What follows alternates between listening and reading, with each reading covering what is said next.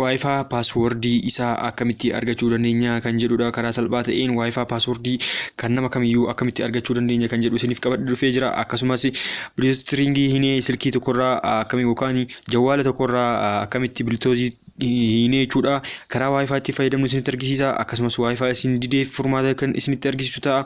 Assalaamu alaykum wa rahmatullahi wa barakatuh. Akkam jirtu hordoftoonni fi kabajamtoonni maatiiwwan chaanaalii Oromoo Mobile App jalatti argamtan hundi keessaniyyuu baga nagaa taatan isiniin jecha.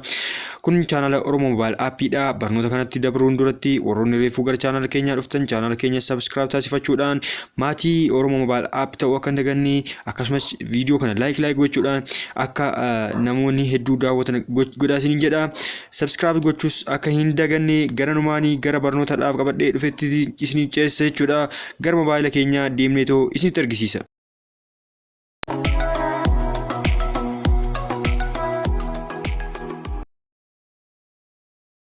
Egaa gara bilbila keenyaa dhufnee jira jechuudha. Maal gochuu qabna amma jechuudha.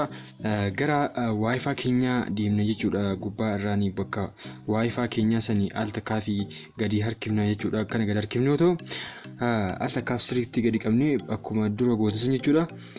Maal gochuu qabna amma asitti silkii nama tokko kamiyyuu haa ta'u akkanatti kaaftaniin booda ishaaraa isaa san yookaan ashaaraa isaa kaafna jechuudha. Amma footoo isaa asitti jechuudha. Footoo isaa kaasuun nu barbaachisa. Al takkaaf duubatti deebi'ee ammallee achi keessatti deebi'ee qoyimee al takkaaf iddoo ishaaraa dagalee garanaatiin jirtu kana kaasuu qabdu. Achi qaastanii jechuudha. Kaastu al takkaaf gachuu kaastu akkanatti isin fida screenshot gochuu jechuudha. Kana ishaaraa isaa kana screenshot gootanii footoo gootu jechuudha. Kana screenshot gootu kun kan xiyya diimaa irratti isiniif kaa'e kana screenshot kaastu jechuudha. Screenshot godhaa ani screenshot godhadhee jira. Keessaa baay'eetiin deemee duubatti deebi'a.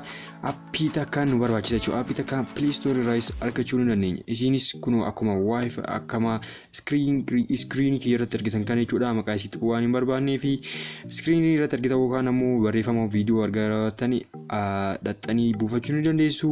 Isiin al takkaaf waan buufadheef oppiin jedhaani akka inni seesitti allow jedhee seena. Eegasan booda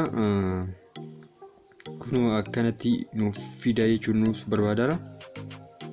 Egaa nuuf barbaadara al takka ifama yeroo tokko.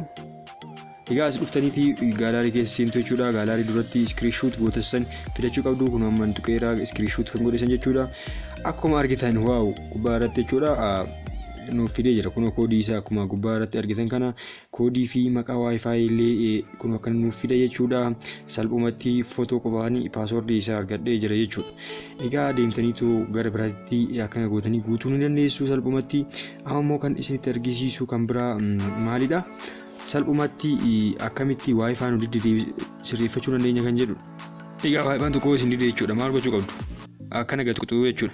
Jechuun bootuma wifi connected alt gatuqxuu jechuudha. Akkana ani itti dhaaf hojjetu isinitti argisiisu preface kan jedhu kana keessa seentu isin didde jechuudha. Akkasumas isin marachisaa use device kan jedhu isiniif isin lamaan keessaa tokko filattaniitoo lamaan keessaa tokko irratti nu hojjetachuu jechuu didde kanneen keessaa filattaniitoo kan barbaadan irra gootu. Akkasumas barnoota biraatiin hamma walitti deebinutti nagaan naa tura.